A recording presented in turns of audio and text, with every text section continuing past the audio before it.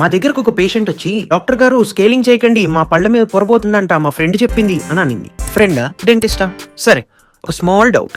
Face wash చేసుకుంటే skin పోతుందా? అలా అని హెయిర్ కట్ చేసుకుంటే హెడ్ థిన్ అయిపోతుందా? మరి స్కేలింగ్ చేసుకుంటే పళ్ళ మీద పొర ఎలా పోతుందమ్మా? అది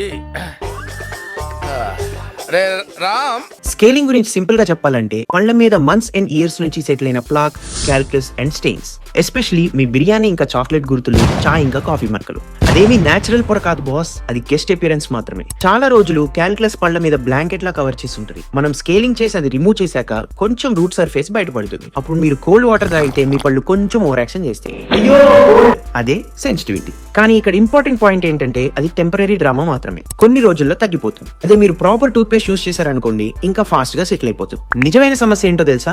స్కేలింగ్ చేయకపోతే మీ గమ్స్ డ్యామేజ్ అవుతాయి, బ్లీడింగ్ స్టార్ట్ అవుతుంది, నోట్లో దుర్వాసన వస్తుంది, కొంచెం టైం తర్వాత మీ పళ్ళు కూడా లూజ్ అవడం స్టార్ట్ అవుతాయి. అప్పుడు మాత్రం పర్మనెంట్ గా బాయ్ చెప్పాల్సిందే. కాబట్టి ప్లీజ్ గూగుల్ ఫ్రెండ్ ని కాకుండా మీ డెంటిస్ట్ ని నమ్మండి. స్కేలింగ్ అంటే పళ్ళకి స్పాడే లాంటి క్లీనింగ్. 6 months కి ఒకసారి professional cleaning compulsory. Smile bright గా ఉండాలంటే స్కేలింగ్ రైట్ గా ఉండాలి గురు.